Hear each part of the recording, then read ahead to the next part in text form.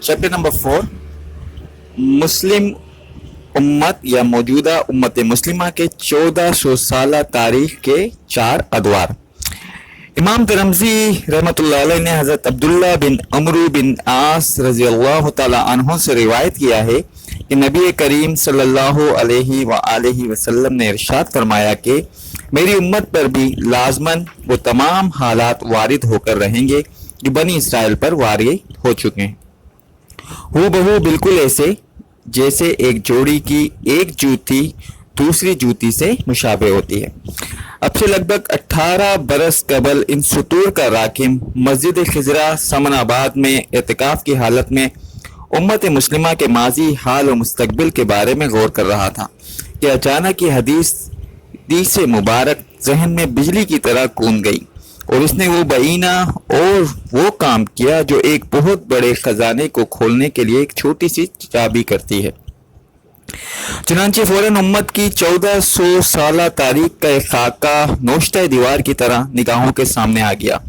और ये हकीकत वाज़े हो गई कि साबका उम्मत मुस्लिमा यानी बनी इसराइल की 2000 साल तारीख के जिन 4 अदवार का जिक्र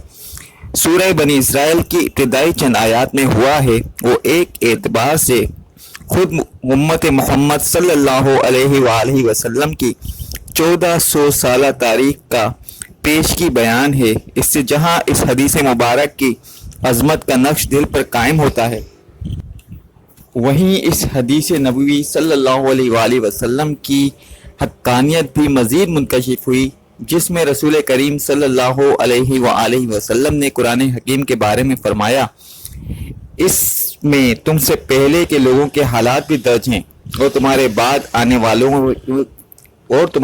आने वाले लोगों के हालात भी दर्ज हैं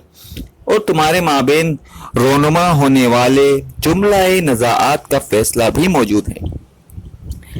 बहरहाल ज़ेल में उम्मत मुस्लिमा के उरूज ज़वाल का एक इजमाली खाका तरतीब दिया गया है ताकि एक तरफ उरूज के ज़मन में मिल्लत इस्लामिया की अज़मत गुज़िश्ता की एक झलक सामने आए और अल्लामा इकबाल के शेर के मुताबिक, कभी ये नौजवान मुस्लिम तदब्बुर भी किया तूने, वो क्या गुर्दू था जिसका है एक टूटा हुआ तारा।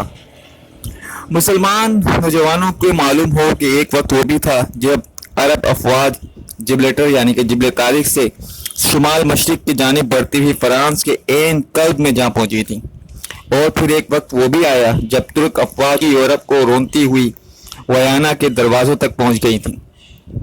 शायद कि इस तरह कुछ नौजवानों के दिलों में उम्मत इस्लामी की तजदीद और इसकी अजमत और सक़ुवत की गुज़िश्ता की बाज़ियाफ़त की जज्बा पैदा हो जाए और दूसरी तरफ ज़वाल के ज़मन में ये हकीकत वाज़े हो जाए कि खुदा का अदल बेलाग है और इसका कानून अटल और गैर मुबद्दिल है। इसने जो मामला साबका उम्मत मुस्लिमा यानी बनी इसराइल के साथ किया वही हमारे साथ किया, हत्ता कि हमारे उनकी तारीख में एक हद दर्जा हैरत अंगेज मुशाबहत भी मौजूद है। इस पहलू से कि यहूद पर भी अल्लाह के अजाब के 2 दौर आए और हम पर भी 2 दौर आए। अगरचे उम्मत मोहम्मद सल्लल्लाहु अलैहि वसल्लम की वसअत की निस्बत हमारे अदवार यहूद के मुकाबले में बहुत तवील रहे, जिस तरह बनी इसराइल की तवीलियत के ज़माने में बैतुल मुक़द्दस के नामूस का पर्दा अस्कंदर चंगेज के हाथों से जहां में 100 बार हुई हजरत इंसान की कबा चाक के मज़दाक 2 मरतबा चाक हुआ। इसी तरह हमारी अहद तौलियत भी मस्जिद अक्सा की हुर्मत 2 ही मरतबा पामाल हुई। उम्मत मुस्लिमा के उरूज ज़वाल की तारीख के खाके के 2 बातें पेश की समझ लेते हैं। एक के जैसे पहले ही अर्ज किया जा चुका है कि अपनी हियत तश्कील के एतबार से उम्मत मोहम्मद सल्लल्लाहु अलैहि वसल्लम के 2 हिस्से हैं। पहला उम्मीन यानी कि बनी इसराइल यानी कि बनी इस्माइल पर मुश्तमिल है और इससे उम्मत के कल्ब या मरकज की हैसियत हासिल है। फिर सुन लीजिए कि अपनी हियत तश्कील के एतबार से उम्मत मोहम्मद अलैहिस्सलातु वस्सलाम के 2 हिस्से हैं। पहला उम्मीन यानी हजरत बनी इस्माइल पर मुश्तमिल है और इससे उम्मत के कल्ब या मरकज की हैसियत हासिल है, और दूसरा आखरीन یعنی دیگر اقوام پر مشتمل ہے، خواہ وہ کرد ہوں یا ترک ہوں یا اہل فارس ہوں یا اہل ہند اور افغان ہوں، مغل ہوں، حبش ہوں یا بربر، شرق بعید یا ملایا، انڈونیشیا سے تعلق رکھتے ہوں یا مغرب بعید یعنی اور موریتانیہ سے۔ دوسرے یہ کہ جغرافیائی اعتبار سے بھی عالم اسلام کو 3 حصوں میں منقسم سمجھنا چاہیے، یعنی ایک قلب، دوسرا میمنا اور تیسرا میسرا۔ اگر دنیا کے نقشے کو سامنے رکھا جائے تو عالم اسلام پر نگاہ جمائی جائے تو وہ ایک ایسے عقاب کے معنی نظر آئے گا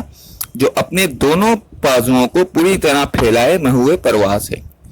جزیرہ نما عرب، عراق، فلسطین، شام، ایشیا، کوچک جو عالم اسلام کے قلب کی حیثیت رکھتے ہیں، اس عقاب کے جسم کے معنی نظر آئیں گے، جس میں سے ایشیائی کوچک کو اس کے سر اور چونچ سے بہت مشابہت ہے، اور جزیرہ نما عرب کے جنوبی حصے کو اس کے دم کے پھیلے ہوئے پروں سے۔ اس عقاب کا دایاں بازو میمنا ایران، ترکستان، افغانستان، برصغیر پاک و ہند سے ہوتا ہوا ملایا اور انڈونیشیا تک پھیلا ہوا ہے، اور بایاں بازو یعنی کہ میسرا پورے شمال مشرقی شمالی افریقہ کو لپیٹ میں رہتا ہوا اسپین تک چلا گیا ہے۔ آئیے اب اس تاریخی خاکے کی طرف۔ سن عیسوی کے حساب سے امت مسلمہ کی تاریخ کا آغاز 7ویں صدی سے ہوتا ہے، اس لیے کہ حضرت صلی اللہ علیہ وآلہ وسلم کی ولادت باسعادت 571 میں ہوئی۔ 610 میں آپ نے اپنی دعوت کا آغاز کیا، اور معتاد ترین حساب کے مطابق اپریل 632 میں آپ جزیرہ نما عرب کی حد تک اسلامی انقلاب کی تکمیل فرما کر رفیق اعلیٰ سے جا ملے۔ فصلی اللہ علیہ وبارک وسلم تسلیما کثیرا۔ خلفائے ثلاثہ یعنی کہ حضرت ابوبکر صدیق، حضرت فاروق اعظم، حضرت عثمان رضوان اللہ تعالی علیہم اجمعین کے عہد خلافت کے دوران امیین کی ایک ہاتھ میں قرآن اور دوسرے ہاتھ میں تلوار لے کر سیلاب کی مانند جزیرہ نما عرب سے نکلے، اور انہوں نے ایک ربع یعنی صدی سے بھی کم میں ایران و عراق، شام و فلسطین اور مصر کے علاوہ شمالی افریقہ کے ایک بڑے رقبے پر اسلام کا پرچم لہرا دیا۔ حضرت علی شیر خدا کرم اللہ وجہ الکریم کے عہد خلافت میں تو یہ عمل رکا رہا، لیکن بنو امیہ کے دور آغاز میں ساتھ ہی اس سیلاب نے دوبارہ آگے بڑھنا شروع کر دیا، اور تھوڑے ہی عرصے میں ایک طرف مشرق میں ترکستان، افغانستان اور سندھ، اور دوسری طرف مغرب میں پورے شمالی افریقہ کے علاوہ اسپین سمیت مغربی یورپ کا وسیع علاقہ امیین کے زیر نگین آیا، اور عالم اسلام کی سرحدیں تین بر اعظموں تک وسیع ہو گئیں۔ یہی وہ زمانہ تھا جب عرب افواج اندلس سے پیش قدمی کرتے ہوئے فرانس کے عین قلب تک جا پہنچی تھی۔ 8ویں، 9ویں اور 10ویں صدی عیسوی کے زمانہ عرب کے عروج کا دور ہے، جس کے دوران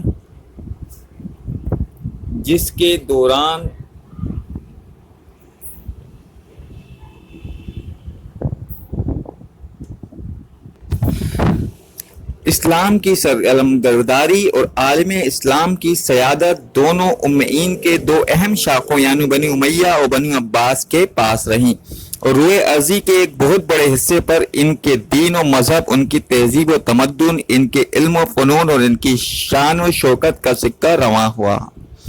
لیکن جیسے ہی دنیاوی جاہ و جلال میں اضافہ ہوا، جذبات دینی اور حرارت ایمانی میں کمی آتی چلی گئی، اور اس طرح یہ تنوع درخت اندر سے کھوکھلا ہوتا چلا گیا، اور اندرونی استعمال کے اثرات کے ظاہر ہونے سے کچھ مدت صرف ہوئی، لیکن 10ویں صدی عیسوی کے دوران ہی یہ واضح ہو گیا تھا کہ عرب اپنے عالمی پیری میں قدم رکھ چکے ہیں۔ عالم پیری میں 11ویں صدی عیسوی کے دوران امیین کے نحات زوال اپنے آخری حدوں کو پہنچ گیا، اور اس طرح عالم اسلام کے قلب میں قوت کا ایک خلاصہ پیدا ہو گیا۔ خوش قسمتی سے قوت کے دباؤ میں اس کمی کے نتیجے میں عالم اسلام کے شمال مشرقی سرحدوں سے جو قبائل قلب اسلام کی طرف کھینچ کر آئے تھے وہ پہلے ہی مسلمان ہو چکے تھے، یعنی کہ کرد، ترکان، سلجوکی، جنہوں نے 11ویں صدی عیسوی کے دوران شام اور مصر میں مضبوطی کے ساتھ قدم جمائے، اور اسی طرح عالم اسلام کے قلب کی حفاظت و مدافعت کے لیے کسی قدر تازہ دم خون یا تازہ قوت فراہم کی۔ 12वीं और 13वीं सदी ईस्वी के दौरान उम्मत मुस्लिमा पर गोया अजाब खुदावंदी का वादा ओला का ज़हूर हुआ और हू बहू वही नक्शा खींचा गया जिसका जिक्र सूरह बने इसराइल की आयत नंबर 5 में तारीख बने इसराइल के पहले दौरे अजाब की ज़मन में आया है। चुनांचे पहले शुमाल से सलीबी तूफान के रेले आना शुरू हुए और 1099 में ना सिर्फ ये कि मस्जिद अक्सा के नामूस का पर्दा चाक हुआ और बैतुल मुकद्दस में वो कत्ल आम हुआ जिसका तस्करा करते हुए मगरिबी मौरखीन भी कांप जाते हैं। पूरे 88 बरस तक बैतुल मुकद्दस पर सलीबियों का कब्जा रहा, इसलिए कि दौलत अब्बासी तो मरने वाली उम्मत के आलम पीरी का नक्शा पेश कर रही थी। गोया उम्मयीन में तो सिरे से दमखमी बाकी नहीं रहा था। बिलाखिर आखरीन के ताज़ा व गर्म खून के मुजाहिद कबीर सलाहुद्दीन अय्यूबी की सरकर्दगी में 1187 में बैतुल मुकद्दस को सलीबियों के कब्जे से निजात दिलाई और इसका तूफान का रुख मोड़ दिया। और फिर मशरिक की जानिब से आया फितने तातार का वो तूफान अजीम जिसने पहले अफगानिस्तान और ईरान को पामाल किया, हर जगह पुश्तों के पुश्ते लगा दिए और बिलाखिर 1257 में बगदाद में वो तबाही मचाई कि रहे नाम अल्लाह का। लाखों मुसलमान तहते हुए बगदाद की गलियां खून की नदियां बन गईं और अलिफ लैला के सुमानवी शहर की ईंट से ईंट बजा दी गई और वो कैफियत पैदा की गई जो कमोबेश 2000 साल कबल बकत नसर के हमले से बैतुल मुकद्दस की हुई थी। नतीजतन ज़वाल मुल्क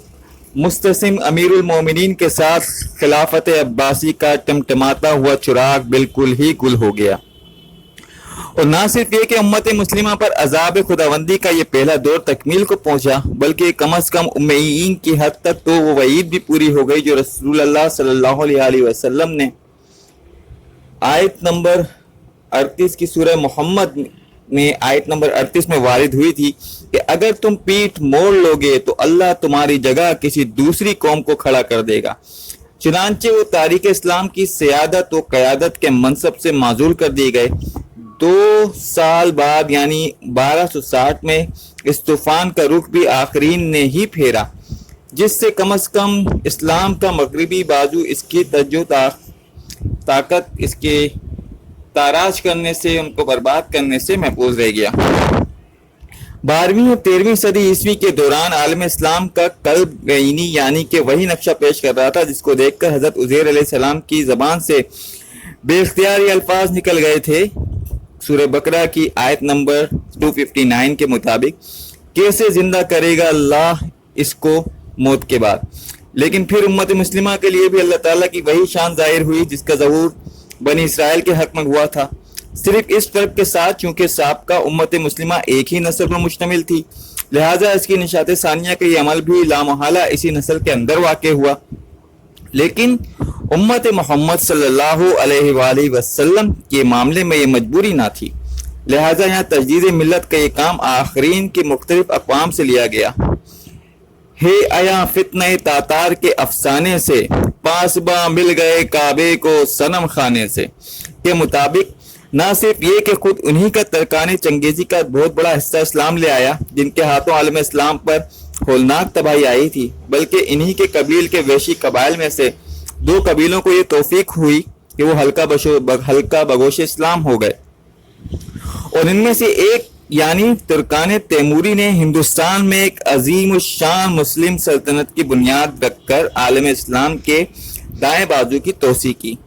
और दूसरे यानी तुर्कान उस्मानी ने इब्तिदाए एशिया कोचक में कदम जमाए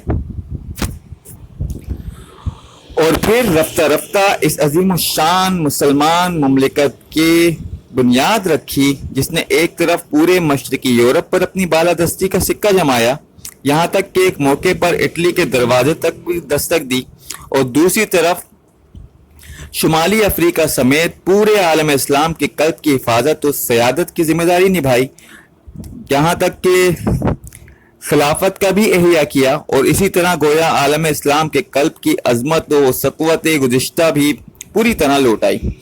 अगरचे अरबों के जरिए नहीं बल्कि तुर्कों के वास्ते से। किस्मत के खेल भी अजीब हैं। इधर तो खिलाफत उस्मानी के इस्तेकाम के जरिए आलम इस्लाम के कल्ब में गोया मिल्लत की निशात सानिया हुई اور ادھر یورپی استعمار کے سیلاب کی صورت میں امت مسلمہ پر عذاب الہی کے دوسرے اور نہایتی طویل دور کا آغاز ہو گیا، جس کا اثر زود عالم اسلام کے میسرہ اور میمنہ کی طرف تھا۔ یہ ایک ناقابل تردید حقیقت ہے کہ یورپ میں احیاء العلوم کا پورا عمل اسلام ہی کے زیر اثر شروع ہوا، اور یہ مسلمان ہی تھے جنہوں نے یورپ کے مشرق و مغرب کو علم و فنون سے روشناس کرایا۔ جیسے ہی یورپ میں بیداری ہوئی، وہاں قوت کا دباؤ بڑھا، گویا عالم اسلام کی شامت آ گئی۔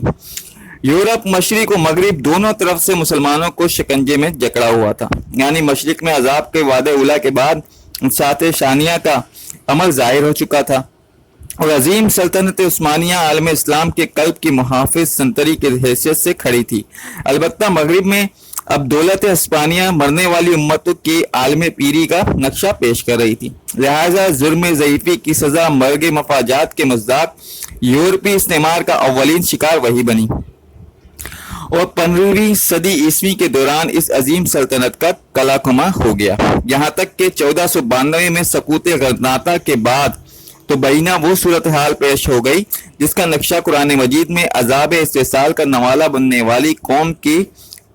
بیان میں کھینچا جاتا ہے، یعنی سورہ ہود کی آیت نمبر 68 اور 90، جیسے کہ وہ کبھی وہاں آباد ہی نہ تھے، اور سورہ الاعقاف کی آیت نمبر 25، اب ان کے ویران مسکنوں کے سوا اور کچھ نظر نہیں آتا۔ 1498 میں واسکو ڈی گاما نے نیا بحری راستہ تلاش کیا، اور اس کے فوراً بعد یورپی استعمار کا سیلاب عالم اسلام کے میمنہ پر ٹوٹ پڑا، اور انڈونیشیا، ملایا، ہندوستان مختلف یورپی اقوام کے پنجوں میں جکڑے گئے۔ یہ عمل جس کا آغاز 16ویں صدی عیسوی سے ہوا، 18ویں اور 19ویں صدی میں عالم اسلام کے دائیں بازو کی حد تک اپنے عروج کو پہنچ گیا۔ اسی اثنا میں دولت عثمانی بھی اپنے شباب کے دور سے گزر آئی تھی، اور اب اس میں بھی مرد بیمار کی حیثیت حاصل کر لی تھی۔ گویا عالم اسلام کے قلب میں 8 صدیوں بعد پھر وہی خلا پیدا ہو گیا جو 11ویں صدی عیسوی میں دولت عباسیہ کے زوال کے باعث ہوا تھا۔ قوت کے دباؤ کی اس کمی کے باعث مغربی استعمار کا رخ عالم اسلام کی جانب مڑ گیا۔